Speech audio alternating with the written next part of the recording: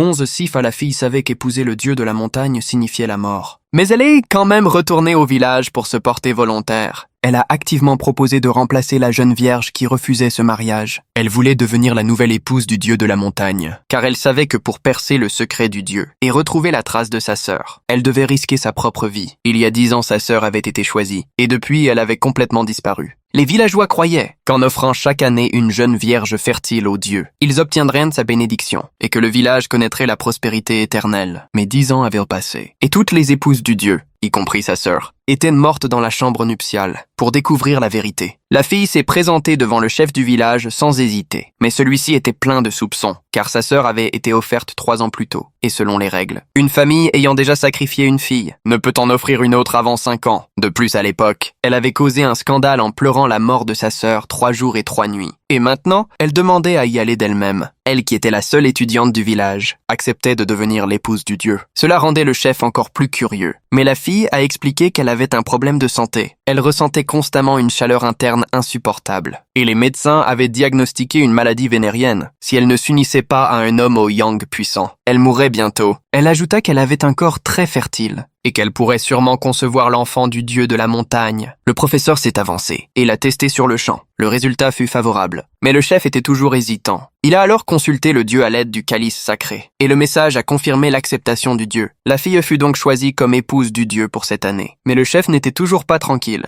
Il demanda au professeur de continuer à la tester. Malgré toutes les épreuves, la fille resta calme et patiente. Elle affirma qu'elle était prête depuis longtemps, et qu'elle ne voulait qu'épouser le dieu sans encombre. Son attitude sincère, et le fait que le dieu semblait particulièrement satisfait d'elle, ont poussé le chef à fixer une date favorable, et à organiser la cérémonie lui-même. Mais le jour du mariage, la musique jouée était une marche funèbre. La fille fut aussitôt troublée. Elle demanda au chef pourquoi cette musique. Le chef expliqua que le dieu était un être céleste, et qu'à ses noces on jouait une musique sacrée, pour symboliser sa différence avec les humains. Le visage de la fille devint incertain, mais elle entra dans la forêt avec les villageois. Elle sentit aussitôt un vent glacial souffler. Un des porteurs tomba. La fille heurta une branche, et sa paume fut couverte de sang. Le chef murmura des insultes en disant que c'était un mauvais présage. Mais la fille déclara que c'était un heureux présage de sang, car selon sa prédiction, elle devait saigner le jour de ses noces pour attirer la chance. Après un long détour, ils arrivèrent au bord d'une rivière. Le professeur dit que c'était l'entrée du temple du dieu. À peine avait-il parlé qu'il lui banda les yeux avec un tissu. L'obscurité soudaine fit frissonner la fille de tout son corps. Le professeur la guida, pas à pas dans l'eau. La fille serra le poing en silence, laissant couler son sang sur les pierres du ruisseau. Ils traversèrent ensuite une bambouserie.